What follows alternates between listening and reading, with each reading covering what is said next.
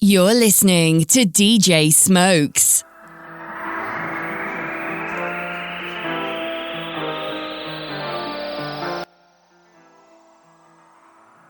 I feel good, good, good. I feel good, yes, wonderful, good. Anytime I come in on the dance, I feel listen to the man in my neighborhood. I feel good, good, good. I feel good, yes, wonderful, good. Anytime I come in on the dance, I feel listen to the man. Tell me how you're feeling.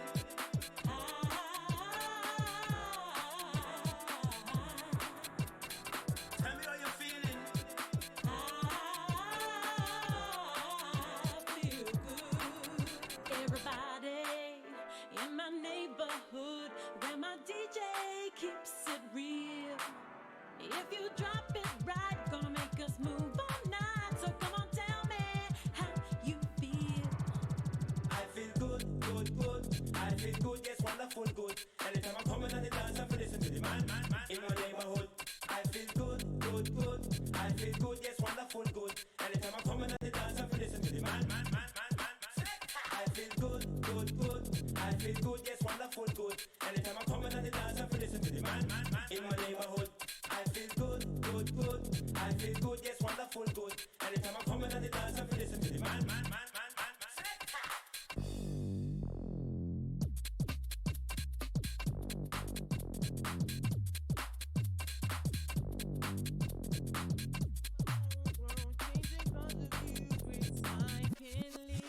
Everybody in my neighborhood, where my DJ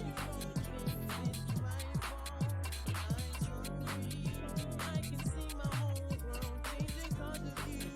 I can't live without you. No, I did you wrong, girl. No, I did you wrong, babe. It's my fault. I'm sorry. I can see my whole world changing 'cause of you. I can't live without you. No, I did you wrong, girl. No, I did you wrong, babe. It's my fault. I'm sorry. I can see my whole world changing 'cause of you. I can't live without you. No, I did you wrong, girl. No, I did you wrong, babe. It's my fault. I'm sorry. I can see my whole world changing 'cause of you. I can't live without you. No, I did you wrong, girl. No, I did you wrong, babe. It's my fault. I'm sorry. I can see my whole world changing 'cause of you. I can't live without you. No, I did you wrong, girl. No, I did you wrong, babe. It's my fault. I'm sorry. I can see my whole world changing 'cause of you.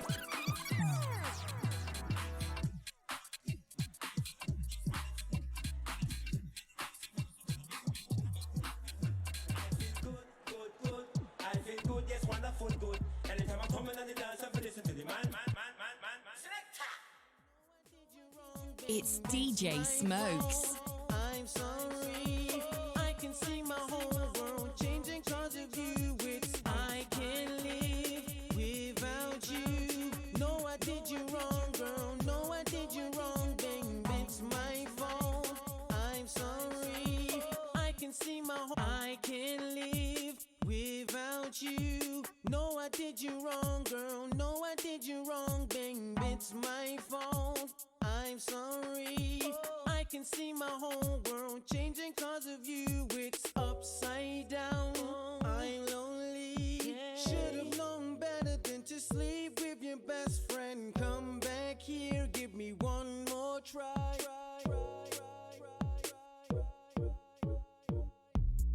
I can see my whole world changing. There's no need to live if I can't be with you. What I did was wrong, I'm sorry. Didn't know how much I really missed you. I can see my whole world changing. There's no need to live if I can't be with you. What I did was wrong, I'm sorry. Didn't know how much I really missed you. Last night I made a big mistake. Now I'm sitting in my room like Brandy, taking time to contemplate. I've been such a fool lately. Girl, I know I messed up by sleeping with your best friend. Girl, I know I abuse your love, but please don't let this end. Yeah, I can see my whole world changing. There's no need to live if I can't be with you. What I did was wrong, I'm sorry. Didn't know how much I really miss you lately. We just fuss and fight, we argue about everything that drove me to creep at night. Round to best friend, best friend. She held me, it'll be alright. Don't know what came over me. She touched me and turned off the lights, but it didn't mean a thing to me. I can't live without you. No, I did you wrong, girl. No, I did you wrong, babe. It's my fault. I'm sorry. I can see my whole world changing cause of you. It's upside down. I'm lonely. Should've known better than to sleep with your best friend. Come back here, give me one more try. If you hear me, baby, then sing it for me one more time. Say it again. Say it again. I'm sorry. I'm sorry. I know it's hard to understand. Everybody makes mistakes. So come back here, baby, give me one more try. Sing it for me one more time. I can see my whole world changing. There's no need to live if I can't be with you. What I did was wrong, I'm sorry. Didn't know how much I really miss you. I can see my whole world changing. There's no need to live if I can't be with you. What I did was wrong, I'm sorry. Didn't know how much I really miss you. I can see my whole world changing. There's no need to live if I can't be with you. What I did was wrong, I'm sorry. It's DJ Smokes.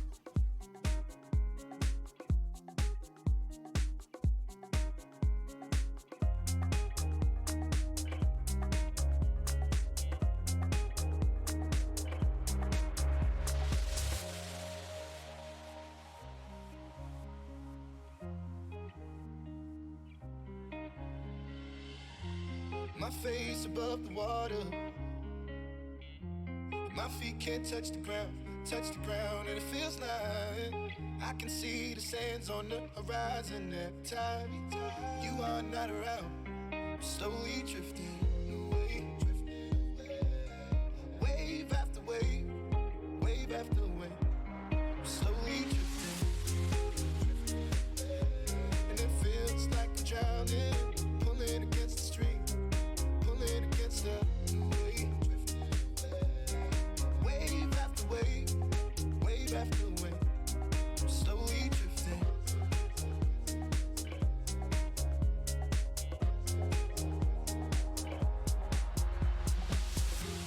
My face above the water. Okay, good morning everybody. I hope you're all having a great day. I keep saying the morning, even though it's the evening, but that's probably not going to change anytime soon. Hello to Jack, the owner of Upbeat, who has so wonderfully come and taken time out of his day to come and listen to us live, as well as we'll be going on YouTube once we're all finished. And hello to Lewis, you're always here, man. Always see you about. Anyone else that's currently tuned in via our Twitch, hello, welcome, thank you for tuning in. So I have got quite a few people today with me. I have got 7 other people, not including myself. We've got 2 special guests with us tonight. They will introduce themselves separately, and we have I mean, if you're local, I would count them famous, but if you're not local, I mean, you might not count them famous. But I'd say we've got a local famous person. I'd like to say that anyway. So she's actually at the top. So we're going to introduce her first. This person that has come to join us tonight is, I believe, works at the scene. And there is a lot of questions that we've probably got for her and a lot of answers I'm sure she'll give us, and some answers she might not. One of them may involve you, Jack, so never know. We might hear some facts about you. But that is the wonderful Celine Begun. Hiya, loves. Hope you're all alright. So yes, that is the wonderful Celine Begun joining us tonight. And we've also got another special guest. We have got Harley from Upbeat Radio also joining us tonight. Hello, Harley. Hiya! There was a lot of excitement in that voice. You excited today, Harley? I'm excited / kind of nervous. Nervous and excited. Well, it couldn't be any better than that. Okay, and next up from that, we've got one of our new additions to our team, our social media team. That is Adam. You are very quiet today, Adam. Maybe it's because I've got you at 60%. Try now. Can you hear me now? Is this any better? Yep, that's loads better. Much appreciated. Nice. How are you today, Adam? Yeah, good. You done much today? No. Okay, sounds good. All right. Give me 2 seconds. Just got to reply to a wonderful message.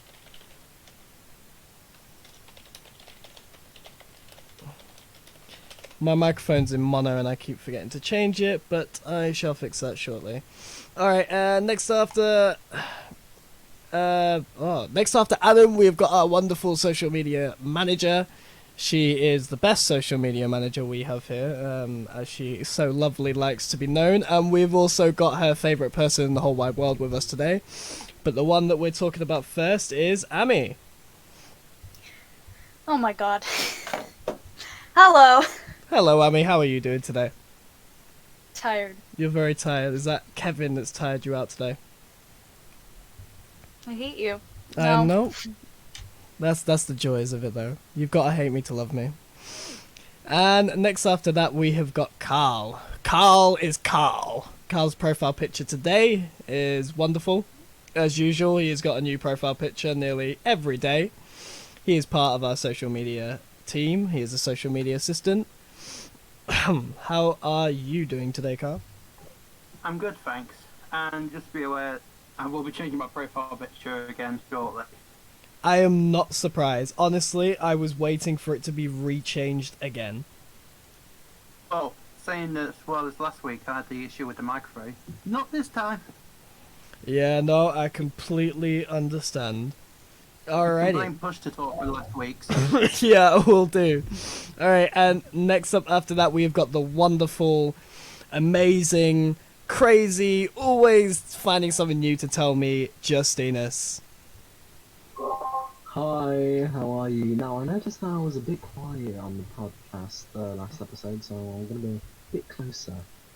I Yes, believe hello, it's hello, because I Justinus. turned you down. I think you were a bit muffled, so I turned you down last time. But I just turned you up to 90%. That should make you a bit louder. Hopefully. Hopefully. How are you today, Justinus? I'm good, how are you? I'm not too bad. Tired. I'm dying because I ate chili, so now I can't stop coughing. But we're getting there, slowly but surely. Alrighty, let's pass on to the next person. Now, the next up person is someone who's decided to put up with Amy forever and ever and ever. Well, will be interesting.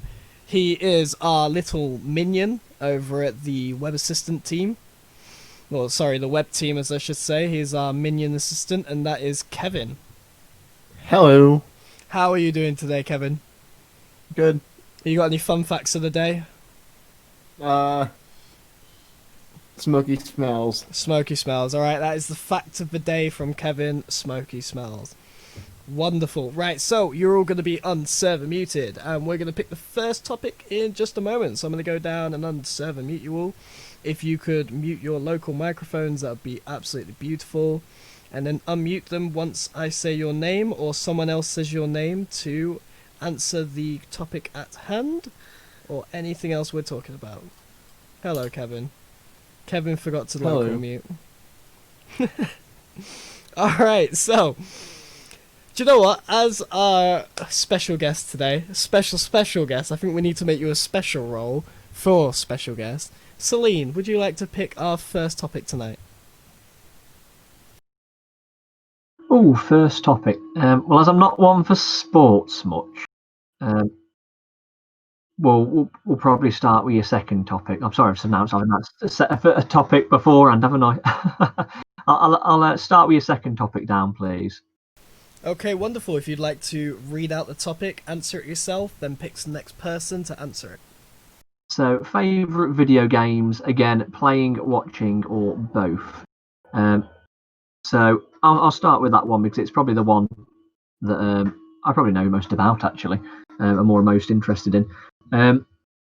I've been playing video games for as long as I can remember, since the initial PlayStation 1 and Sega. Master System and Mega Drive were out, so a long time now. But I think my favourite sort of video games, it's sort of a combination of RPGs and strategies. I'm not much for sports games. I'm not much for simulations, really. But give me a good RPG or a good strategy game like Command and Conquer, and I'm sort of well away.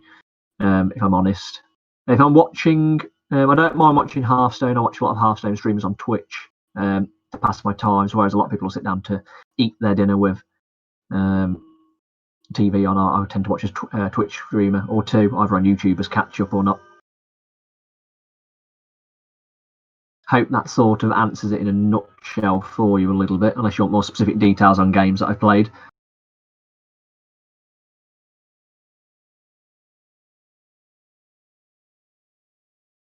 Completely up to you, Celine. I mean, if you'd like to go into more depth, you're more than welcome to. If not, you're welcome to pick someone and pass it on to them. I'll spend another 30 seconds going to depth. I suppose favourite consoles, PlayStations. RPG wise, I think to date my favourite RPG has probably been the Ni no Kuni series, which is it's based on sort of like Studio Ghibli's sort of animation style. I thought that was a fantastic RPG series, partly because the second one combined its elements with sort of strategy, sort of in parts. In terms of strategy games, like I said earlier, I think Command and Conquer sort of sits at the top for me. That or the initial Warcraft games before they became World of Warcraft. So I'll pass it down from there then.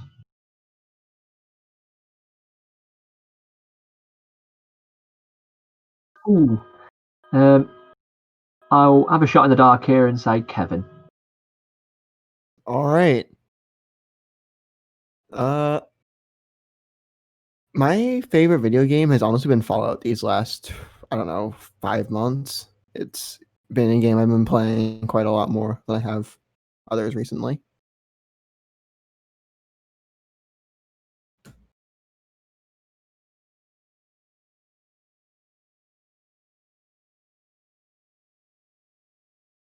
I guess I'll pick someone else to go now. Ami, do you want to go? Okay. My favorite video game? Sally Face, all the way, definitely. I just love that game. I love everything about it. What about you, Adam? Definitely Euro Truck Simulator. Yeah. Love it. It's just like so fun because you can drive as fast as you want, as reckless as you want, and yeah, it's just really fun. He's not been yet. Carl, have you been? I've not been. Okay. But yeah, in terms of gaming, I am just all in on gaming because I actually do play a lot of from PS4. Adam, you forgot to mute your mic. There we go. In terms of gaming, I do watch a lot of Twitch. So games like Valorant, which I do want to start playing at some point, and League of Legends are mainly the two I've been watching. Playing mainly on PS4, but my gaming started back on the Mega Drive as well, with Sonic the Hedgehog. But Other than that, what about you, Justinus? I thought you'd never ask. American Truck Simulator, all the way. I thought it was going to be the last again. Anyways, yeah, American Truck Simulator, because, damn, Americans make so much money off of trucking. Harley, what about you? Hiya. Let's see. I don't really watch much video games. I mean, my husband, I watch with him on YouTube. He follows Jack Septiceye, and he also follows Markiplier. So I watch him. But the games I play is I pretty much grew up with the basic games like Super Mario and Zelda and Pokemon. So if I had to say what my favorite video game is today, I'd say the Legend of Zelda series. Because I grew up with that, and then I also have to say Minecraft. I'm kind of a little bit I'm overly obsessed with Minecraft. Started playing last year, and that's how I met my best friend Carl, and that's how I got into Upbeat. And also, I think the other games I would have to say I like is like Paint by Numbers. I play on my phone with those games, and it helps me de-stress. Yay!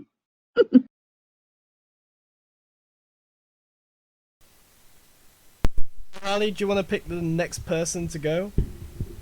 Uh, I'll pick Carl. He's always fun.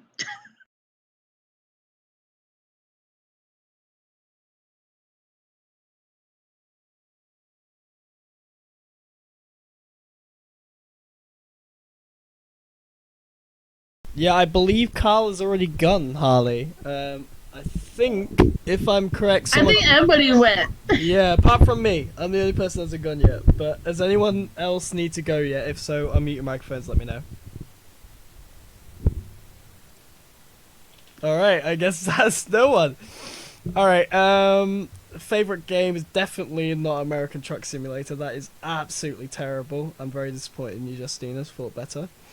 I would say favorite game as of right now is probably a game called Eco, where you start off with nothing but a little tent, an axe, pickaxe, stuff like that, and you have to build a whole city inside of this world, starting off from a bit of wood to creating a digger or trucks, like steam engines, coal. Oh, it's wonderful.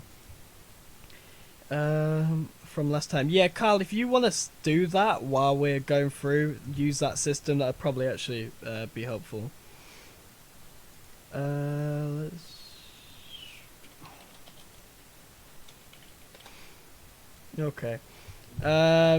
Francesca has suggested that we have all mics unmuted, so if everyone wants to unmute their microphones to make it more of an open conversation, you are to do so, as we're always trying to try new ideas. Yay! Alright, so, gun control. Okay, alright, we're gonna go to another topic. We're gonna go to gun control.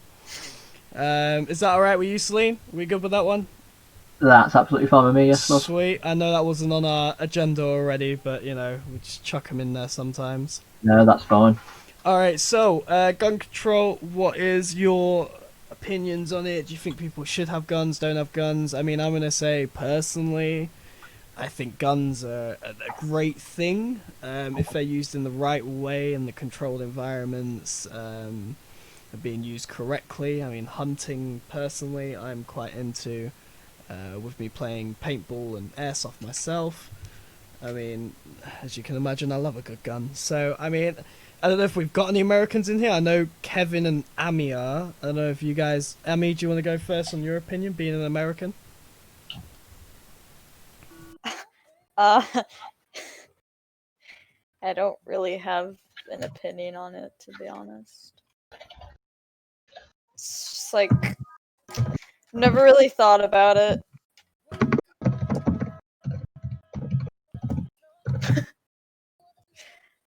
What about you, Harley? Me, I personally, I'm on both sides. I think there's some good and then some bad. I'm not a big fan of guns, but like what I agree with what Smokey said that if not if if they're used in the right way, then yes, then that's fine. But think I think this depends. It depends on the situation. I think, like, if someone comes in the house and you're all alone, then yes, use that. But with gun control, it's a tricky subject. I don't really like it too much. But Carl, you go ahead. What's your opinion? Personally, I personally agree with you, Harley, because again, I can't really comment because of being from UK. We can't really have a say in the whole gun control thing. But I just have to agree with what you said.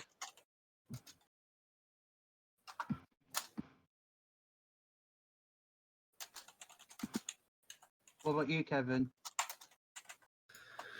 That's a kind of an iffy subject, honestly. It's one that's really controversial, but uh, it's definitely a subject to talk about. I mean, the only state in the U.S. that doesn't really have it at the moment is Texas. In all honesty, I'm gonna be honest with you.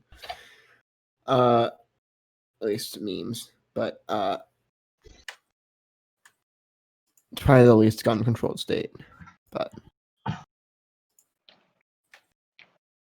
yeah, who hasn't gone? Celine hasn't. I don't think Adam has. I mean, I I think haven't. only police should have them. Because if you give it to the police, they'll use it in the right way. Okay, I think I just fixed my microphone. Jack, if you could tell me if that is any better, that'd be much appreciated. I'm pretty sure that might have fixed it. I think I found the setting you were on about. Yeah, wonderful, cool. So, where are we at? Who said what?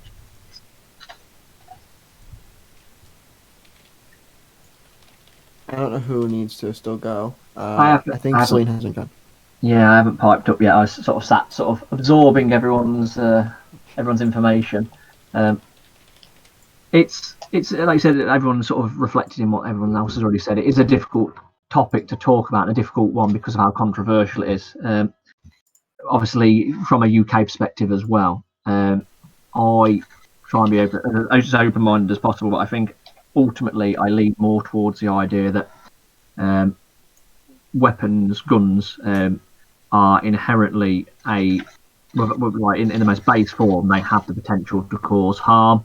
No matter how much good may come from them, like the design of them, they can cause physical harm the same way as a knife can, the same way as a variety of weapons can, chains can. But the difference with a firearm, its main purpose is to either hunt or cause harm. That's the inevitability of their production, sadly. Dating back hundreds of years ago, they were designed as a weapon of war, and then they were modernised to become more efficient. So even though we try and use them nowadays, I think as a form of defence, as a form of protection to police and enforce laws, I think inevitably you're never always going to get it right, whether that be through, for example, in the US, there's obviously all the controversy at the moment with the police, obviously around the Black Lives Matter movement. It's just one example of the use of police brutality in some parts, and obviously that comes into firearms as well. You could when you draw statistics from nations where the police force generally doesn't carry a firearm unless they're a specialist unit being sent in, to somewhere like the US where every police officer and a number of citizens can bear arms if they choose to. Obviously it correlates, and there's a significantly higher obviously a gun rate. There's a shooting rate, death tolls from weaponry. It's statistically a lot higher, and that's because no matter how much you try and police the idea of using it, the more restrictions on firearms, effectively, it will correlate to the less they are used, whether that's police or not. So I look at the UK, for example, and as I said earlier, the specialist police units that are sent in for heavy duty jobs obviously use riot gear and use what firearms then. That is obviously for set situations where it's required. Generally, the police force don't tend to carry them though. And I think it's not a necessity. There are non-lethal methods of policing things. I do believe that, I suppose again controversially, that America, as an average citizen, you do not need to carry a firearm. You do not need a firearm in your home for a form of protection. You look at the sheer volume of people on the planet, and if you used to do a survey of everyone and ask the amount of people where they've ever been in a situation where they've needed a firearm to defend themselves, it's probably very low. I think the long and short of it is sadly that when you give people the option of having a firearm, by nature we are quite twitchy, we're quite paranoid, and obviously we like to protect our own. You give somebody the opportunity of using that as a form of protection or as a form of attack, and somebody's not going to not take it. Whereas if it's not there to start with, and you're in a situation where it's only melee weapons, I suppose, then obviously it's going to be much more controlled as to how things happen. So yeah, I suppose the long and short of my answer is I do think that guns are, I suppose, an evil to the world that should be restricted as much as possible to the only necessity, that the extreme, I suppose, law enforcement. I don't think the average citizen really needs one. Sorry if I got a bit deep there, guys. It's all right. I just see more harm than good coming from them usually. I mean, not disagreeing, so. Help if I turn my microphone on. That is normally the number one rule before trying to talk, but I didn't do that. But yeah, no, I would say personally that we haven't got any issues. I think we're all quite happy with that. I don't know. Anyone else got anything they want to add to that? I got nothing. we're all speechless. Celine, did you manage to catch my message I sent you? Oh, let me have a look. See, no, I didn't. If you could have a look, that'd be wonderful. If you give me an answer, that's even better. It's a win-win. Yeah, I don't mind you mentioning that. Not at all. Cool. Are you happy to answer some questions about it? Yes, by all means. Wonderful. So, everyone who's not aware, Celine is, I believe, one of the DJs at the scene, correct? I am. It's one of the job roles that I take up. That's how I got involved with Upbeat, and then inevitably met some of the people and ended up here through Upbeat, I suppose. Wonderful. So Celine is one of the DJs at the scene. She is also a teacher. I don't know what level you teach at, whether it's primary, secondary, or like college or university, whatever. I'm qualified to teach 11 to 18-year-old qualifications. That generally covers Key Stage 3 and 4, which is obviously GCSE, and Key Stage 5, which is A-level, and college diplomas. That's my specialist. I could teach primary if I wanted to, and I could teach college if I wanted to, but that's where my specialism lies. It's where my training lies in. But I am also qualified to teach the rest. I'm a specialist in history by university standards, but I'm also qualified to teach food, technology, and childcare. Wonderful. So whereabouts are you currently working? Like not actual school, but like level, like Key Stage 2, 3, or 4? I tend to prefer, I suppose, Key Stage 4 and 5, just because you get more, I suppose, in-depth consistency with what you're teaching. So when you're teaching GCSE and A-levels, you tend to be able to go into more depth, and without sounding too harsh to those, I suppose, younger, because I love teaching year 7, 8 and 9 as well.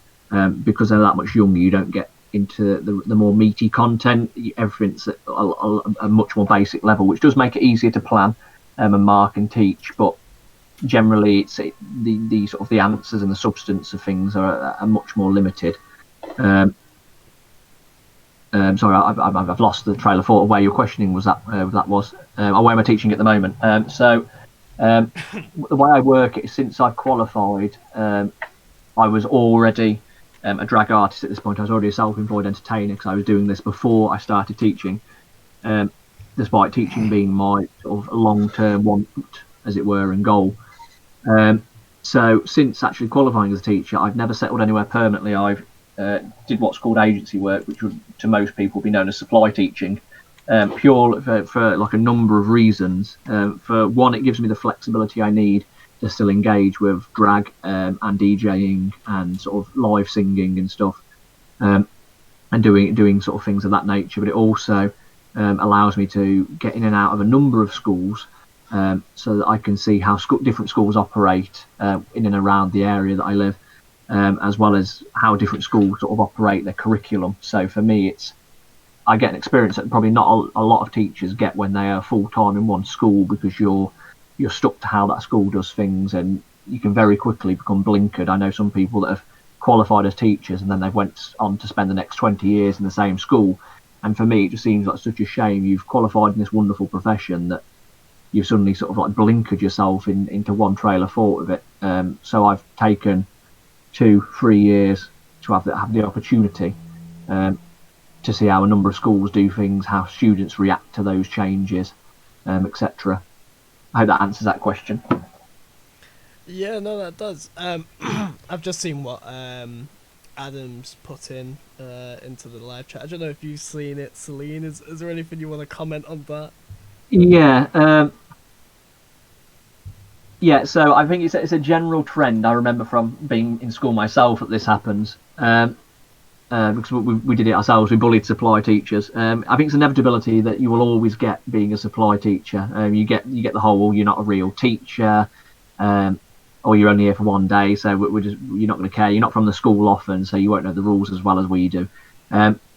Generally, I think it's a lack of consistency and just this general misconception about supply teachers. If anything, I'd argue supply teaching to a degree is harder, because you have to go into schools that you're not familiar with and very quickly become familiar with their routines and their sort of their infrastructure, as it were. Yes, I have been bullied by a number of students that have saw me just as a supply teacher. They see the shirt and tie and blazer and they decide to run amok with it. Generally, though, the reviews I've got from staff and students, both on long and short-term placements I've been on, have been really positive. Students, after they've sort of had the initial, I suppose, introduction to me, and they realise I'm not a regular teacher, and that they've tried to play amok, they're quite quickly normally quite respectful, by and large, because they realise I'm not just a shirt and tie. I'm not just a robot that switches off in the corner. That I'm a human being, and I've got other than teaching the curriculum, obviously, that I'm there to teach. I 9 times out of 10, I've got, I suppose, things that are interesting enough to talk to them about, that they're really shocked about. For example, the fact that as well as being a teacher, I can be a performer, a drag artist, and a DJ. And it's shocked that you get such reactions like, "But you're a teacher, you can't do that." And I'm like, "Why?" You can just see it in their face that because you're a teacher, you're inherently boring and therefore can't be interesting.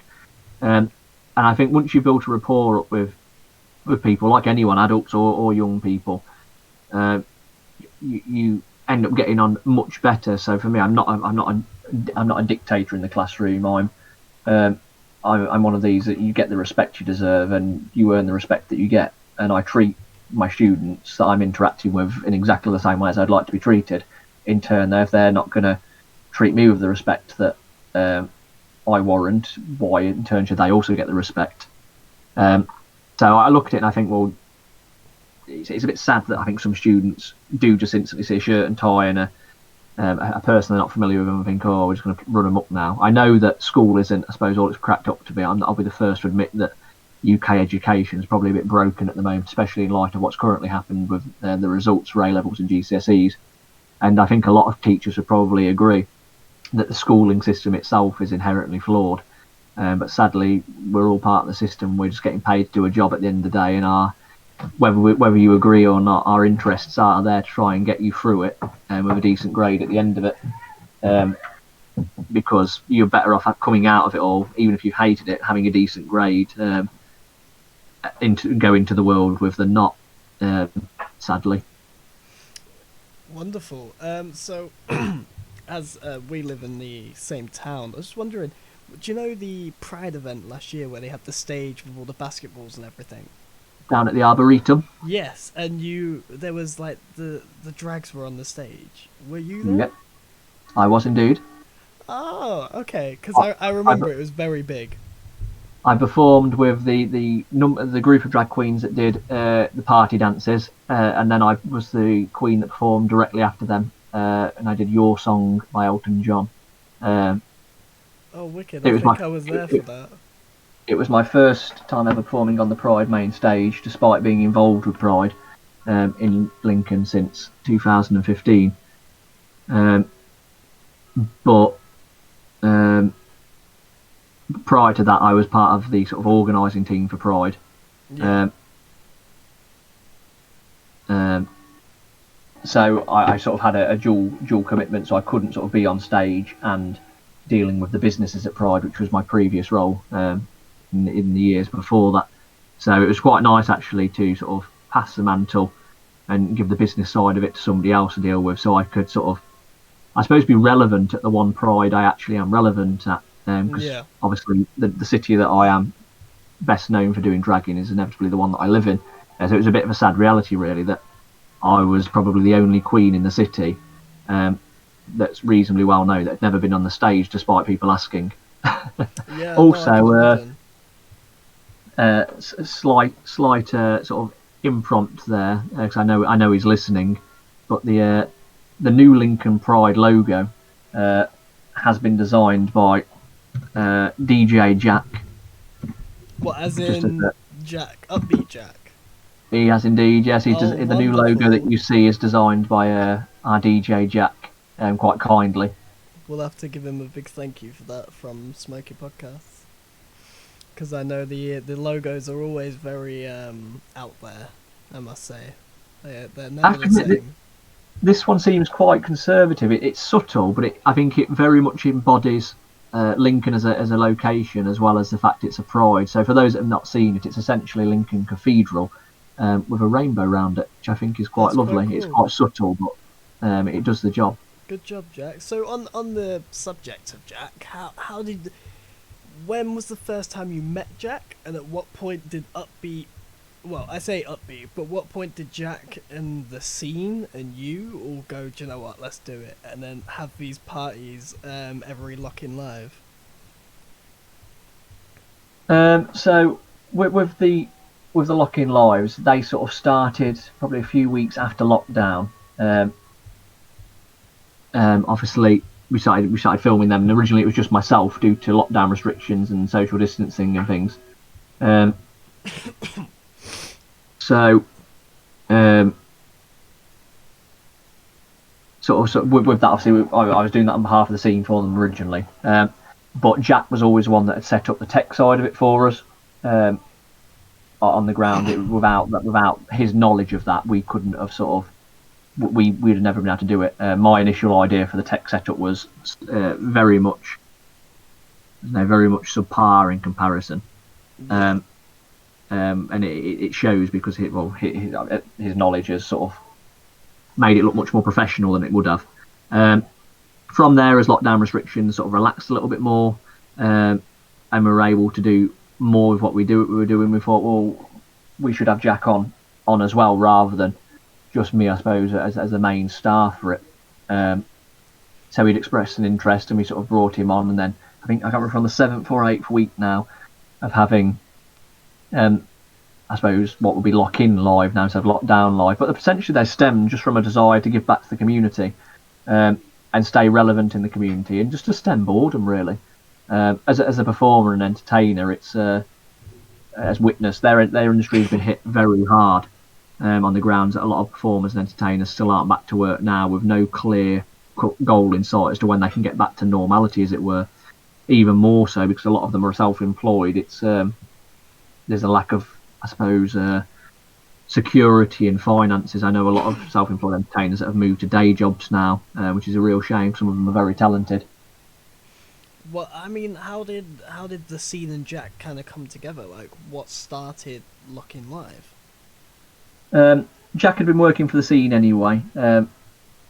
He'd been doing some work for them. So obviously, he's at university and studying here, and he's from there. He sort of got a job at the scene, and like I did when I got into drag, putting my talents together, he just sort of put his talents together. So the fact he was here and we were fumbling around trying to find the best way to do these lives.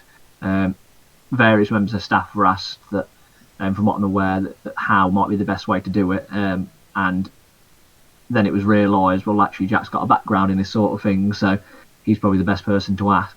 And he ended up sort of blowing us away with the idea behind the setup, as it were. So it's just, I suppose, right place, right time. I suppose is probably the best way of putting it. Because myself and the owner, we were, I suppose, at a bit of a loss as to how to do it. Originally, we were going to probably record it, if I remember rightly, on one of our phones, go live on one of our phones. It was going to be put through a portable speaker with a microphone and a laptop, which would have resulted in the Facebook Live picking up the feed from a speaker, which wouldn't have been great quality. That was sort of the limit of my knowledge and one of the owner's knowledge as to how we go about doing it. And then Jack came along and said, "Well, we've used this software and this cable," and he sort of put it all together, I suppose, and made it look the way it does. Yeah. As well as all the designs on the screen that you see, and the transitions. He controls it all remotely from his stuff normally. I hope that answers it. Yeah, that seems good. So I have a question for you. So it's like a really honest question. Like, we need to hear the honest truth, all right? And I know he's here and I know he's listening. But can Jack actually DJ? Oh, what do I say to this one? No, he can. I want to say I'm shocked by it, but I wasn't. I expected him to be able to DJ in the grounds that obviously he's got a radio background. But at the same time, radioing, we've had this conversation before, radioing is very different to DJing live. Yeah. Admittedly, he's not had the fair taste of it at the moment, I don't think, because obviously we've not got a live audience, as it were. We've still got the luxury of DJing to an empty room. But he's got a strong knowledge of it. He knows the points of interest in the song. He understands how to match key and match BPM. And he has a good knowledge of contemporary music, like modern music, quite well. So yeah, I think he's definitely a solid DJ when it comes to club music, and for a club environment. I mean, was he mixing, or was it more like of a fade in, fade out, or was he getting a bit of backspin with some echo? I mean, because I DJ and I do radio, but I do live mixes. He was mixing live. He was sort of mixing the songs himself. He's even made some of the mega mixes there. He's made himself. So he puts together about half an hour's worth of music every week, just so we have a bit of a break, so we're not having to be on it with things. And he preps all that in advance. And obviously, I know sort of combine songs into a mega mix isn't an easy one to make sure it sounds sort of flawless, as it were. And that takes some time to do. But no, yeah, he's got a strong knowledge of virtual DJ at the very least, which is what we use whilst we're live, because it works quite nicely with the software we've got. It's the one that I'm most familiar with whilst I'm DJing. So yeah, I've got no qualms really. He understands every sort of technicality regarding it, that I do, if not more in some cases with the technicality. Okay, that's nice to hear, because you hope, but the owner of a radio station knows like what he's doing around a turntable. Like, some people they join a radio station and obviously they use SAM. I mean, I use Virtual DJ and Recordbox for CDJs, and then Virtual DJ for Mixtrack Pro 2, which is my like portable. And like, you see some people and they go on SAM, and it's just like you queue up all the songs, they auto DJs, you just fade, and I don't understand it. It's so weird coming from like a disc jockey world to go into a radio and see that. I have to admit, Auto Mix is one of my best friends doing drag and DJing. As I was talking, I know, to a lot of DJs horror, but the reasoning behind it, and a lot of drag queens will agree on this. Not all, but there are a good portion that will. When you're a drag queen and you're a drag entertainer and artist and you're DJing, you're not just a DJ. You look at a lot of DJs in nightclubs and pubs and things, and they largely stand there and play music, and that's what they do because that's what they're being paid for, and that's all they do. Yeah. When you're a drag artist and you're a DJ, your job isn't just to play music. If anything, that is like the second role of your job. Yes, the music can't just stop throughout the evening, but you're also the host You've got to be life and soul of the party. Sometimes you might be performing, sometimes you'll be mingling with customers. So your sole focus isn't actually just on the software and the hardware you're using. If anything, your primary focus is on the audience itself and interacting with them. And it's not always easy to do that whilst also paying attention to the song 100%, so that you're mixing manually. Because if you're there having a full-blown conversation with somebody to then try and find the points of interest to mix a song properly on the beat and whatnot, you either have to then neglect the audience and tell them just to hold off a second while you do the music, or you end up missing the cue and then the music stops. So a lot of drag queens become very familiar very quickly with auto mix, because you can prepare lists in advance and add to it throughout the evening when you get requests, and that way you can have that banter and back and forward with the audience and sort of do the live entertainment, do the performing, do the sort of party games and dances and stuff without having to constantly panic every 3 minutes or 4 minutes about the song coming up.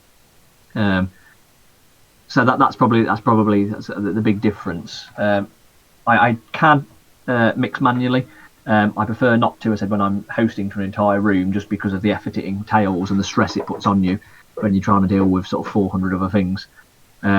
Especially if you throw into the mix in like, for example, in the scene, you're also in control of the lights and the smoke machine, and whereas some nightclubs that would actually be a separate job role in itself upon to somebody else. So it depends what you're juggling. I think it's always good to know how to mix live, but at the same time, I don't think there's any harm in using auto mix at times, depending on what else it is you're doing and what your job entails, as long as it's done properly. Like, you're still matching the BPM for the songs and the key and whatnot, and then auto mix will just do the rest of its fading. I mean, they say in the DJ world, it's like one BPM up or down is normally acceptable, and then like 5 BPM up or down is like pushing it a bit. And then anything above 5 is like a no-go zone. You know what the golden rule is? If you're gonna change BPM very quickly, just make sure you do a good 30-second interval talking in between it, and you'll be solid. Yes, that is always one of them. And announce the drinks offers, announce whatever nights are coming up in the week, and announce what's happening in the evening. As a drag entertainer, you have a lot of scope to do that. You can spend 30 seconds reading the audience whilst you then swap songs, and you can transition into something horrifically different. But generally, yes, most DJs probably would keep within the BPM limit. I feel like I'm controlling this conversation. No one else has spoke for a long time. I feel like you're neglecting your other guests. I mean, our podcast team here are always spoken to. Obviously, as you guys are on here as our special guests, yourself and Harley, we're going to go through you, ask your questions, and then we'll move to Harley and ask her question. So, I mean, don't feel like you're taking I don't want to hog the limelight.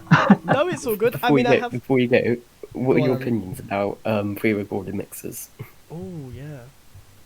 What was that? Sorry, Adam Love? He said, what's your opinion on pre-recording mixes? I don't think it's a bad thing. Again, it depends on what you're using them for. So, for example, when you're DJing in a club and your set is 7+ hours long, at some point in that, you're inevitably going to need to go to the toilet. You're inevitably need to get another drink. You might even want to have a chat to people. So I think that pre-recorded mixes are a godsend, and any DJ that said that they have never used them would be lying. Every DJ at some point somewhere has used a mashup or a mega mix or a pre-recorded mix. I wouldn't advise doing the whole set as a pre-recorded mix, unless you are somebody super famous and everyone's come to see you just for that sort of hour and a half show that you're doing in some massive concert somewhere. And then you have the luxury of sort of pre-prepping everything, I suppose, because they're there to see you and they're paid regardless. But when you've got a live audience that has the potential to ask you for requests and things, you've got to be very flexible, depending on music policy for the venue as well. I've been fortunate enough in venues I've worked in where the music policy is basically whatever you deem appropriate, run with it. So mega mixes, pre-recordings are great for that. I think most of my pre-recordings and sort of mega mixes and things usually stem at about the sort of 9 to 13 minute mark. They're normally a collaboration of maybe 3 or 4 songs, and they are great to shove on if you get a number of requests by a same artist. For example, like if you like another mega mix I use, in the scene quite a lot. But if you want to mash up multiple songs, again, as long as you know all the songs in that pre-recording and sort of resonate with your audience, I'd say go for it. One, because it makes your night easier in the long run. It means you're less stressing over it, especially if you're not 100% confident with the mixing of music and the live sort of mixing of it. If you get it pre-prepped, obviously you know what it's going to sound like in advance and you know how flawless it's going to be. But I think the biggest benefit from pre-recordings and things, like I said, just purely comes from the time it allows you to like chat to people or go to the bar or go to the toilet, etc. So yeah, I'm very much in favour of DJs having it in their arsenal and multiple as well. And obviously, as you DJ longer, you inevitably get more and more and more. The only thing you've got to be careful of with, I suppose, is depending on how long they are, you can run the risk of being given song requests that you then have to postpone for 20, 30 minutes, depending on how long they are. And that could then have a knock-on effect if you get a lot of song requests in that time. If you put on a pre-recording and it's a genre of music nobody likes, you're then stuck to that awkward situation of having to try and mix out of that if it's not giving the mood you need it to give, I suppose. So yeah, there's pros and cons of it, but I largely think if you're familiar with the venue, there's more positives than negatives to having it. As I suppose the other one is making sure you don't double up on songs. If you've got multiple pre-recordings and mixes in the works that you sort of like to use, just be very careful, especially if you're making them from contemporary mixes like more modern songs. Just make sure you're not repeating the same song too much. Depending on how big the run is. If you're doing a 7 or 8 hour set, it's not too bad. You can get away with playing the same song a few times. But if you're doing 1 hour or 2 hours, when songs are on average about 4 minutes long, you don't really want to be playing the same song 3 or 4 times. Cool. Cool. So I've got 2 questions that have come in for you. You don't have to answer them. I got one from the stream from Mad Ducks. He said, talk about when Ryan buys Xeon, he'll put beer in the pipes. I don't know if you know what that means, Celine. Does that mean anything to you, Xeon? I'll copy and paste the question into the live chat. It means yeah, please do. Yeah, it doesn't mean a lot to me at the moment, I have to admit. Who is it by? It's from someone called Mad Ducks. I don't know if you know him. Can't say that even rings a bell in terms of handle. I don't even know what Xeon is, if I'm honest. Neither do I. I thought I'd ask you it. And then there's a question from Carl. It's a little scroll up. The question is, when RuPaul was looking for people in the Drag Race UK Season 1, did he or any of the team approach you to be on the shows? No. I know people that were approached. I know people that did apply. I also I've met the Vivian a few times, way before it was announced. When the Vivian was, I think it was about 4 years before the UK one aired, possibly even 5. They were scouting the country. They're one of RuPaul's talent scouts in the UK. I've met them a handful of times throughout my career in drag. Always had a great time with them. When it comes to RuPaul's Drag Race, and it's a whole can of worms I could get into. I love it to hate it. So I think it's done great things for exposing drag to the mainstream community and for giving a platform for drag queens to raise themselves to. Whereas before it was very difficult, really, I suppose, to move up in the world of drag. Very few people got to a point where you could really become famous from it. I think some drag queens would become comfortable working however many nights a week, but largely it was quite difficult to break out of that niche market that was the LGBTQ scene into something bigger. And with RuPaul's Drag Race, especially with the way the world is at the moment, it's largely based on, I suppose, popularity, especially social media presence. So what I've heard from a lot of people that have been on the show or have been looked at the show, looking at applying it and whatnot, one of the first things they do look at is your social media following. And it's understandable why they would do that. But at the same time, it does limit a lot of queens. So, for example, a lot of older drag queens, perhaps, some of the British legends might not have a massive social media following, despite the fact they've been in drag decades, purely because it's just not what they're familiar with. They could be legends in their own right, but maybe not be so on social media. And with myself, I use social media for marketing, but I've never really focused on it to the point that some drag queens have, and it shows because the years I'm into it now, there are drag queens that have been doing drag a lot less time than I have, that have much bigger social media followings because they're more active with it. I think also social media, it draws a particular type of drag. So you look at a lot of drag queens on social media, it's very heavily based on makeup style.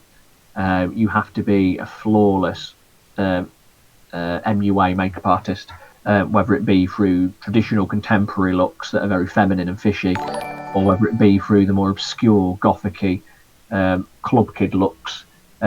Anything that isn't less than, I suppose, perfection with its craft style tends to get less social media presence because, let's face it, social media is very much visual. You look at Instagram and it is very visual again. Drag queens like myself, which don't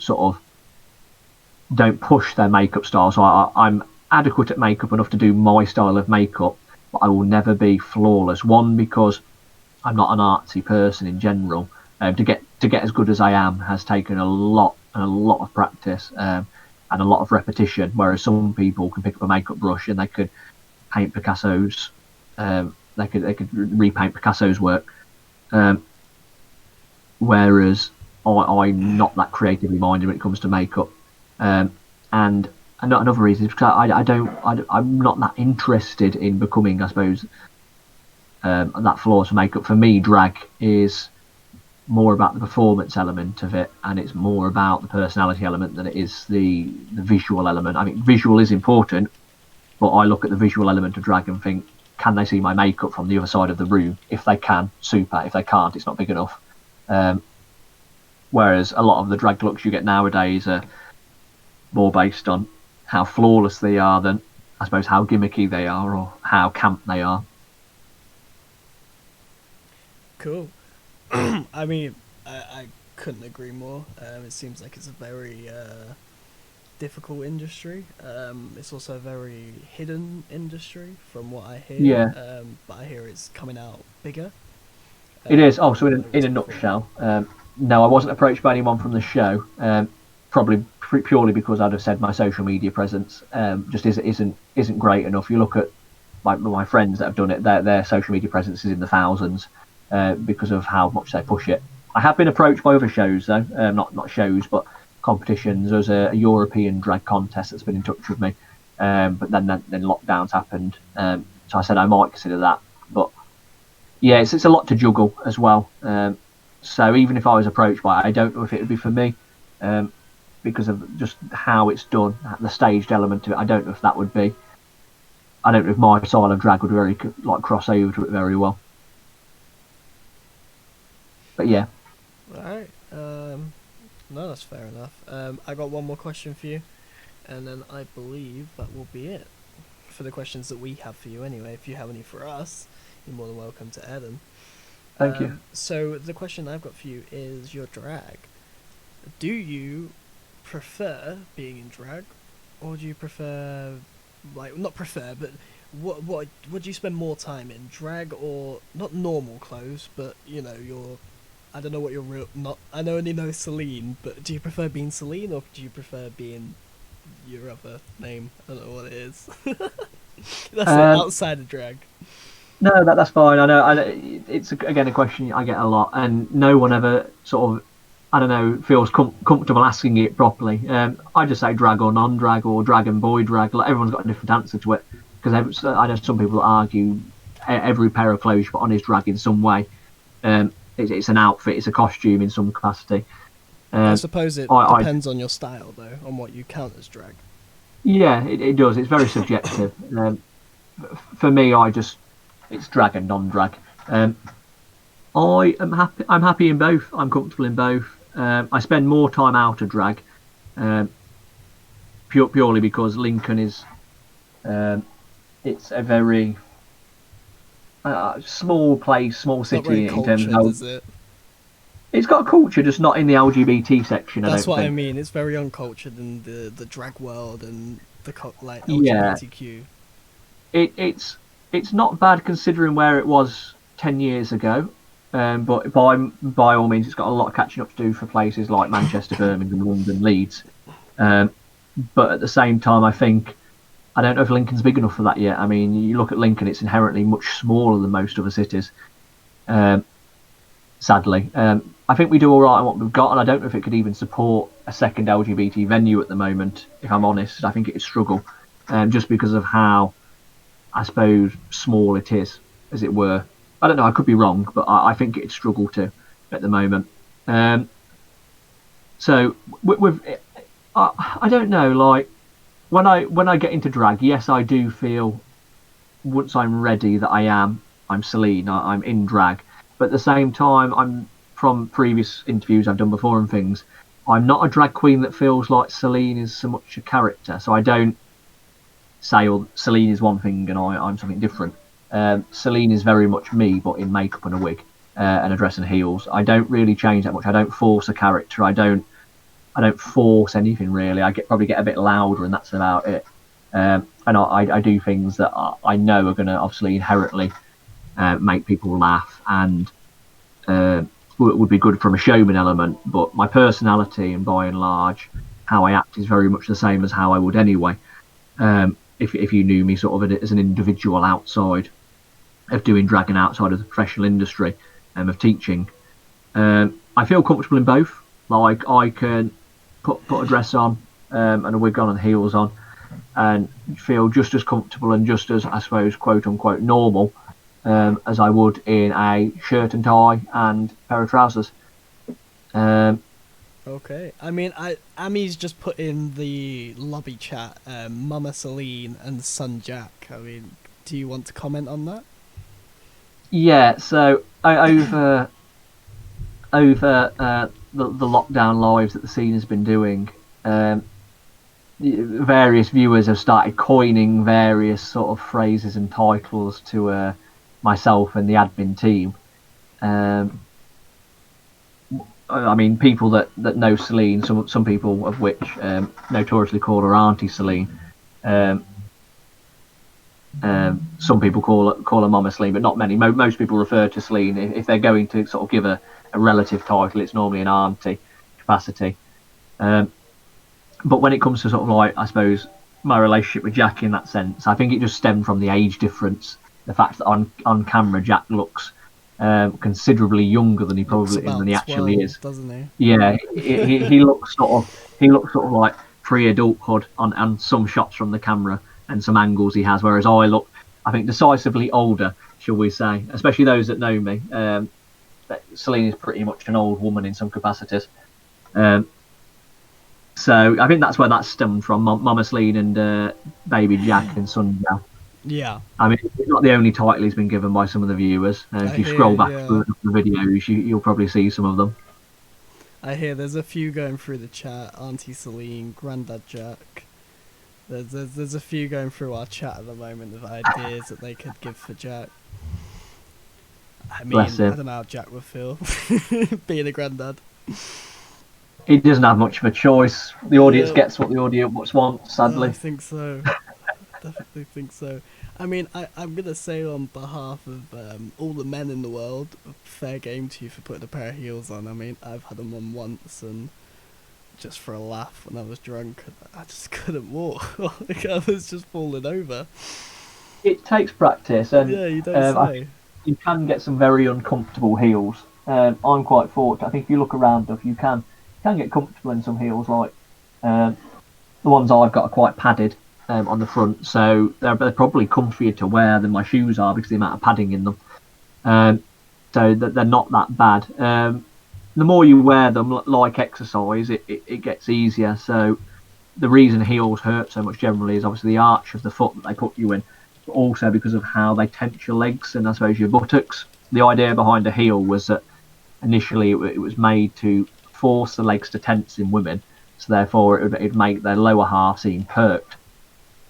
So therefore looking more desirable, especially in a dress. It's just to accentuate the figure. So because it's constantly tensing the muscles in your legs, obviously that's going to cause sort of ongoing pain and sort of achiness, especially afterwards. But like any exercise, like I said, you do it often enough, you wear them often enough, and you end up not noticing it. You can go much. I think my record in heels is 12 hours, and they were 6-inch platform stiletto heels. and that was for a Pride fundraiser, if I remember rightly. I did 13 and a half hours in total for it, but only 12 of them in heels. I was in agony after that. Even me. But no, you get noticeably defined legs from wearing them. Just because of, like I said, it's constant exercise for your legs whilst you're in them. Fair enough. Okay, well, Probably the only exercise I get, if I'm honest. yeah, I can imagine.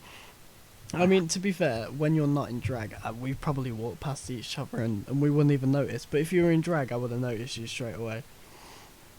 Well, if I was in drag and nobody noticed me, I'd be doing something wrong, in my opinion. To be honest, you are very right. Everyone has got what's it called? Everyone likes to stare in Lincoln.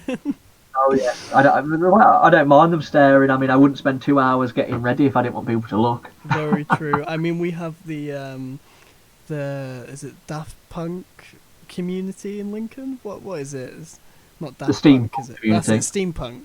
That's quite a big community in Lincoln. I think Lincoln's still getting used to seeing it around. But I know they did that big event is it up at the college on the Ermine? I believe so. I think Lincoln is very much divided. You've got those that don't like I suppose the more obscure things to what they're used to, and those that love it. So I think you've got a lot of people in Lincoln that don't like Pride and don't like the steampunk and don't like anything that is outside Lincoln's general historic heritage. Yeah, old people. Not always old. I would love to be one of those that flies the flag and say it's just the mindset of a bygone era and generation. But sadly, I do know some younger people that also harbour similar opinions towards steampunk or Pride. It's just a mindset, whether it be due to education from parents or just something they've developed on their own due to their own sensibilities. I mean, quite controversially, I do like whenever I talk to people about homophobia and about sort of gay rights and things and LGBT rights, I've always said that I don't go out my way to try and convert people to agree with it. So I always say that everyone's entitled to a belief system or an opinion. I mean, the example I use is most religions. Like, although I'm not religious in any sense in myself, I understand the importance of why some people are and what it means to them. And I would never presume to try and tell them that if their belief system in their religion is strong enough that they should agree with, for example, same-sex marriage, if that's what they disagree with. What I do ask of them, though, is that just like for myself, not being religious, I don't go out my way to try and discredit that religion. I don't go out my way to make them feel uncomfortable. I don't go out my way to belittle their religion or harass them in any way. I'm tolerant of the fact that they have different views to myself. So I ask that they provide the same, even if they don't understand it, even if they don't agree with it, even if they think it is completely inherently against what they are as a person. I ask that they just contain that within themselves and just look at the fact that we are both two people with different standpoints, and that although it's not an area that we share, I'm sure there are a number of areas that we probably do agree on, and ultimately it doesn't, just like their religion doesn't affect me, my sexuality doesn't affect them, or my choices to do drag do not affect them. So I would hope they'd give me the same courtesy, but obviously it's not always the same. Usually when people have got such a vested hatred towards something, they can't help but showcase it to the world. Yeah, but I guess we're always going to have people like that. We're just gonna, you just gotta push past, don't you, really? I mean, we're always gonna have problems like that. I see Amy is giving you love hearts as well as Harley. You guys can unmute your mics and talk to Celine. You guys don't be scared. Please talk to me. I mean, I'm quite comfortable. I'm happy talking to a room full of 100 people, 1,000 people, or one person, or no people. If you leave it to me, I'll sit here commenting on everything. By all means, do chip in. I believe Amy is eating, so we'll try and not make her choke like last time. Last episode, we had her choking on water and food throughout the episode, which was quite funny. So every time we spoke to her, we just heard water going everywhere. It's always Don't wonderful. expose me now. Poor Amy. So let's move to It was Harley. a funny episode. It was a great episode, Emmy, but I'm gonna blame all of the non-PG parts on you because I'm not responsible for anything. Sure. Okay, mister, let me just go to this random generator, not even look through the topics, and just post them all, even though, like, half of them were freaking sexual. I know. I you know what? Literally, we've got this topic generator that we use when Fran's not available, and I just put in 30 topics, and it wasn't Which very we don't good, even the ones end we up made. going through 30. We end up going through, like, 4. 10. Yeah, Like, if that. through 4, because we're always so, like... We get just so talk deep in forever. our conversations with those topics. It shows you're passionate. Yeah, well, Yes. we've done pretty well tonight. I mean, we've got 15 minutes left. So, Harley, take the spotlight. Tell us a bit about God. yourself. What do you want to know? I mean, what do you do? How old are you? I don't know. how- Whatever you've got in your mind. Yeah, I'll let y'all know my age. I'm actually 30. Okay. Even though I don't sound 30 and I do not look 30. It's kind of funny. So, You're beautiful, Harley. aw, Ami's out here showing her support. I love you, Amy. I love you too. So, Harley, what do you do for a living? Outside of Upbeat, that's- of course. Besides Upbeat, I'm also a media reporter for a company called Gaming Life. Okay. So That I seems pretty cool. much write about different games or different conventions that are coming out and whatnot. I started that like a week after Upbeat. And kind of funny, I currently don't have a job. I'm actually disabled. I'm blind in my left eye, slowly going blind in my right eye. So I'm doing the best I can, but I'm in college for business management. And the funny thing is, starting at Upbeat and then going to Gaming Live, I had a change of mind with my degree. I started business management. Well, now I want to go into either journalism or writing. Since I've been a reporter for both Gaming Life and Upbeat, it's become a big passion for me. Okay. Give me 2 seconds. I've been told to check my DMs. I'm really confused. Amy, what do you mean? I'm so confused. There's nothing in my DMs. I DM'd you earlier. Did you? Oh, I'm really worried. Hold on. Let me find this DM.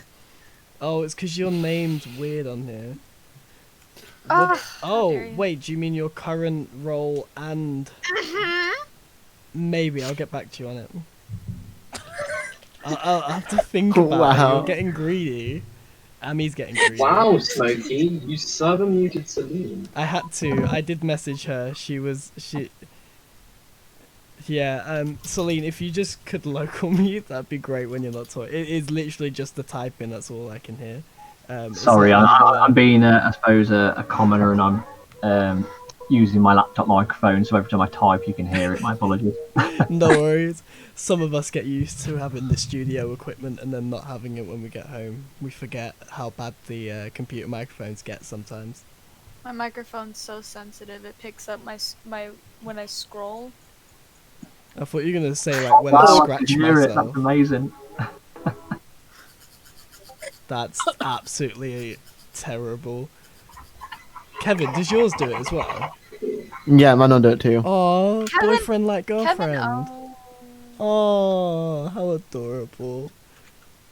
So, Amy, Kevin, how I far are you two? Kevin was here. I'm here. Hello. Hey, Kevin. So, how far are you and Amy? Is it 2 weeks now? Because I remember it was a week. Was it God. last week? Or am I wrong? I could be wrong. I think it's literally been a couple days. What? I swear it was a week. Amy, did you lie to me? No, it was 2 Aw. days ago. Amy, you definitely lied to me. In my defense, I said I kind of forgot. I'm bad with. Wow. I'm very bad when it comes to like times. That's terrible. Harley, how about you? How What long have time? you been with your husband for? Well, the kind of funny story is I actually known my husband since middle school. We didn't know each other, and the funny part is I used to be a stalker because I didn't know how to talk to guys, so I used to stalk him because I seen a cute guy, and I was like, I don't know how to talk to him. Sounds So like in me in 11th middle school. grade, in 11th grade, he finally got into a class of mine, and we started talking, and we became friends. And then after high school, we started dating. We were dating actually for 10 years until we got married last year. We got married on the 10th anniversary, which was September 28th, and it's been nice. That sounds it. The funny thing is, you think once you get married, things change, and it hasn't. It still feels like, we've been married for 10 years instead of, 1 year coming up. Oh god, I just hiccuped. I just put what Carl put. Carl, how old are you out of interest? I can't remember how old you said you were.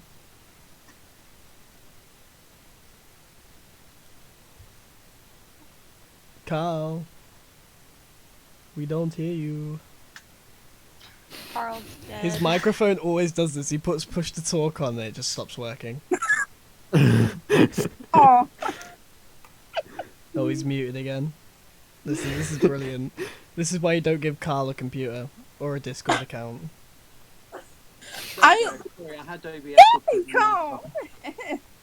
Okay, so Carl, how old are you? I'm 21 at the moment. Going to be 22 in October 24th. You're 22? 21 at the moment. Oh, 21 at the moment. Even so, 20. I thought you were younger than that. Alright, I was going to say you won't make it into the scene, but I guess you will. Lucky. I will be able to. I can't yet. ID as well. Yeah, see, I'm waiting. I'm not that old enough yet. Another 6 months to go. Mm. Yeah, and I'm only like, what, an hour and a half away? That's not bad. Because I'm actually almost neighbours where Jack was originally from Nottingham. I'm that little city next door to Nottingham. Oh, okay. That's not too far. Little cities in Derby. Yes. Derby? Oh, then you're near my hometown then. Oh, God, not Derby. No, I'm not from Derby. I'm from Tamworth, where the Snowdome and Drayton Manor is. Oh, my dad's working up there at the moment with a building company. Fab. Yes, I moved to Lincoln back in 2012, and I sort of just settled here. Yeah. Terrible. So you're saying, Celine, we're stuck with you now, is that what you're saying? Yeah, so I moved here in 2012, finished my degree in 2015, worked for a bit, went back to study my teacher training. Where did doing you my do all masters that? now. Lincoln University? I did it at BG because it's a specialist university for teaching. I see. So I thought if you want to teach, you might as well go to the place that specialises in it. Yeah. For 150 years. I have a question. Oh, go on, Emmy. Celine, how did you start with drag? Like, what motivated you to start doing it? There we go. I'll try and keep it brief because I'm aware of the time limit that you've got. But I had sort of two starts, I suppose. If you go back to when I originally, I suppose, first ever did drag, it was about 2010, 2011. And it was I used to be part of marching bands, so you know the things you see in carnivals normally with like the drums and the baton twirlers and things. I was part of one of them called the West Midlands Crystalettes down from Warsaw, and they went on an away show, a competition, and there was a night to raise money for some children's charities over the weekend, and it was a drag themed night. Everyone was supposed to get into drag. We were going to go. There was going to be some singing, some dancing, some games and stuff, competitions between the different bands to raise some money. So we all did drag. So that was my first time ever doing it then. But I never give myself a name or anything. I just threw on women's clothes. I had long hair at the time anyway then, so I just put that into pigtails and ran with it. I love that. Yeah, it was great fun. It was just a typical fancy dress night where everyone from 40-year-old blokes are in sort of women's clothes to Brilliant. 40-year-old women being in men's clothes and painting beards on the face. It was so much fun. But then you sort of fast forward to when I started actually doing drag properly, I suppose, and that was in 2016 in Lincoln. I just finished my degree in 2015. I was looking to stay in Lincoln because I didn't want to go back to Tamworth because job prospects would be much lower there, and I'd made a life for myself in Lincoln. So I found myself somewhere to live. I was working part-time in retail at Next, and I was obviously I was going out. One of my local venues was the Scene. I'd done a bit of sort of glass collecting for them before that point. I'd done a bit of sort of bar work for them, etc. And they had a themed night, as they do, like their themed nights, different fancy dresses, and one of them was the University of Lincoln's LGBT Society's drag night. So the theme was drag. I thought, why not? So I went in drag, the same as everyone else that attended. Then there was another drag theme night, something else, so I went in drag again. And because my face was already familiar and I did it a few times, there's a drag queen one night that had sort of phoned in saying they couldn't come in. So they asked me if I could do some promotion work for them and some drink service for them because they'd seen me in drag already. So I started doing some just sort of basic bar work and sort of selling for them and sort of promotion for them.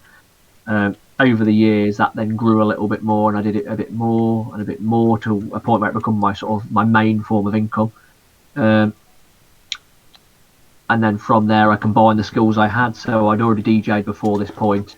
Way back in 2012 to 2015, I was a DJ for the Students' Union. So I combined that skill with drag, and all of a sudden I was DJing in drag. And I'd been singing all my life in various capacities. And as I got older, I started doing it in more professional capacities. I started doing it to raise money for charities. I did it as part of amateur productions. So I sort of put that together with drag, and all of a sudden, before I knew it, I had a full-blown drag persona that could host, could sing, could sell stuff, could DJ, and I was making, I suppose, a full-time profession of it out of something that I initially really enjoyed seeing other people do, but had no interest in myself doing. I looked at it and thought, well, I don't want to put a dress on, I don't want to put heels on and makeup on, and I'm happy watching everyone else do it, but I don't want to do it myself. Until I started doing it and realised how much fun it was. And I don't know, I think part of it was I didn't feel I could ever be. I always saw drag queens as being superstars, as being this untouchable, unachievable goal. And then I met some more and I got to know more drag queens, and I realised, well, actually anyone can be a drag queen. Anyone can get the stuff together and have a go at it. You've just got to try. And then from that, I fast forward 4 years on till now.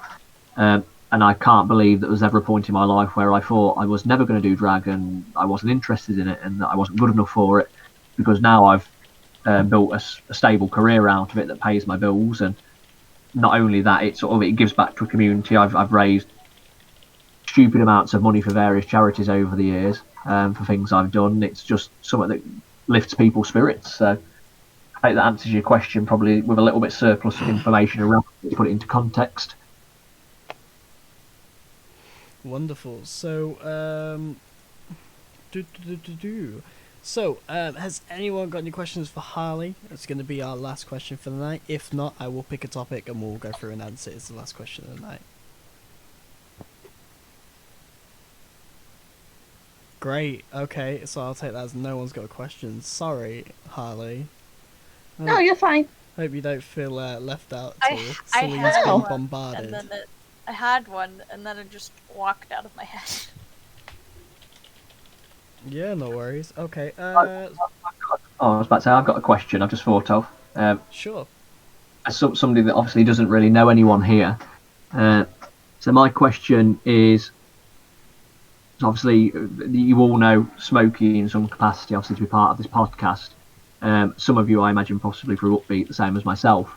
How did you... Because I'm really interested in Upbeat being, obviously, an online sort of smallish community radio station. Obviously, it's not on radio frequencies as far as I'm aware. I could be wrong, but how did you all come to learn about Upbeat and sort of get involved with it? Like, I think Smokey said one of you's from the States. Like, how did Upbeat sort of reach that far? I'm quite interested to know, actually. Oh, that's easy for me. I found Upbeat through Carl actually. I was working with Carl on a Minecraft server last year, and me and him became really close friends. And I found out through him that he was working at Upbeat, and um he told me a whole bunch of good things about Upbeats, and then about, I want to say about July or June, I started thinking that maybe I want to join with him and either be DJ. And he knew my internet was bad because I live out in the country, out in Florida. So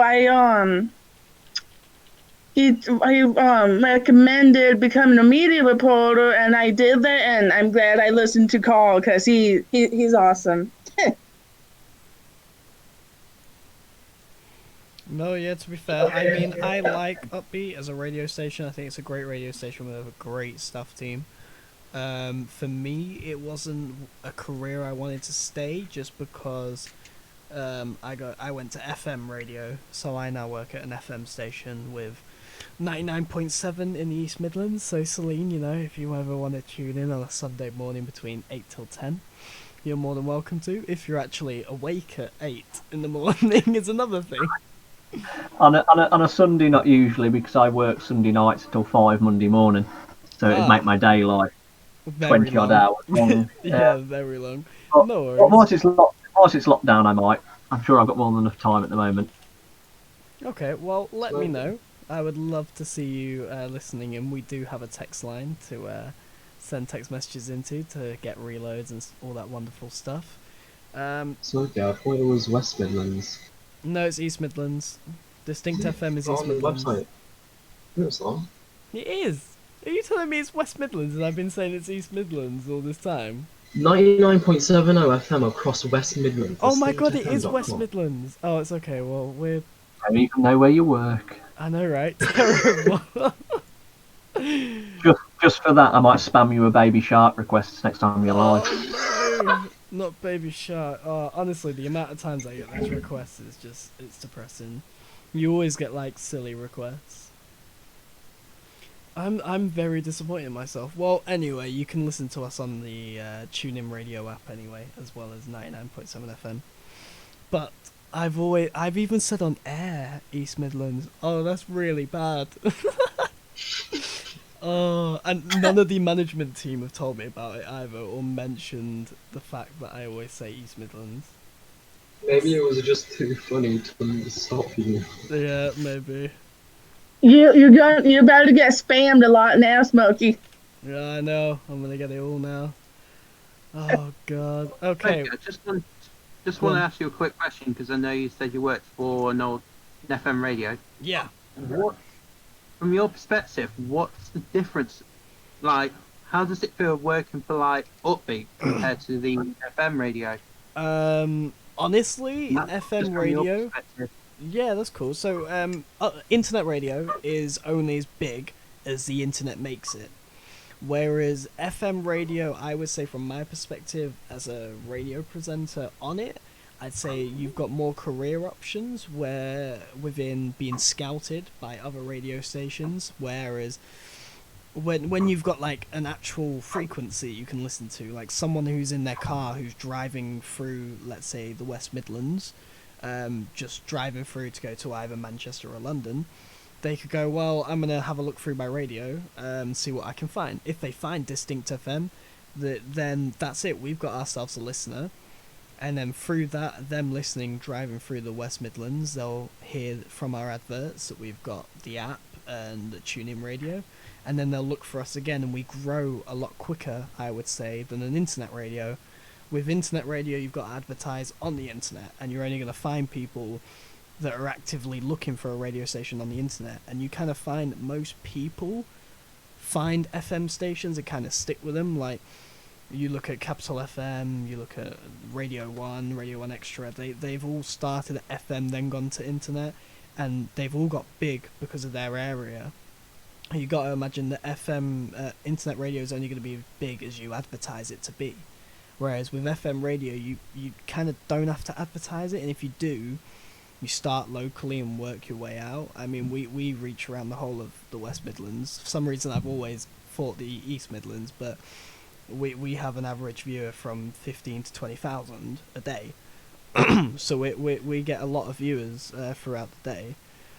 So there's a lot more potential to be scouted by bigger radio stations. I mean, if you're actually trying to look to go into a career of radio presenting, your best option is internet radio to get your foot in the door, to understand how to be a radio presenter, talk to the audience, even without being able to see their facial expressions, and you can kind of watch the view count to see if they like a song that's being played. Normally, if you play a song that most people aren't into or don't like, the view count will start to go down, and then you kind of realise, like, right, I need to change it up a bit. The best thing to do is go to internet radio, then find your first community radio station, and then from community radio go to hospital radio, which will be your first paid radio presenting role, which you have to go to with a lot of experience, because obviously you'll be radio presenting for multiple hospitals.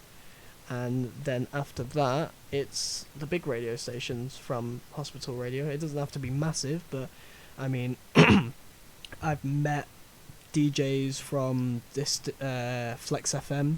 I know a Capital FM DJ. I've met like loads of little pirate radio stations. I've met quite a few of their DJs, their MCs. I met an MC called MC Styles, who created the song It's a London Thing, which is a house classic, or, well, garage classic from London. He was in the top 40 for about a month in London with the song he created. So you meet a lot of people on the way which help you grow as not just a radio presenter, but as a person, because you build up your personality that you use on the radio to help you grow. So I hope that answers your question with what the difference is between FM and internet. I mean, not one's better than the other, but it depends on the career you're looking for.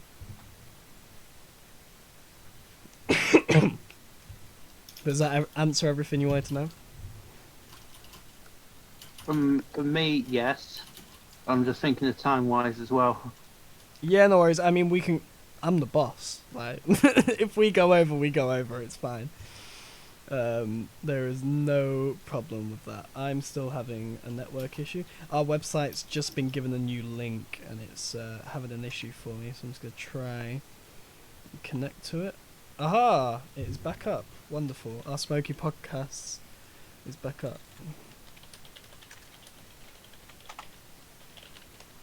Okay, so the website's back up, so I can now re-put the link in. There we go.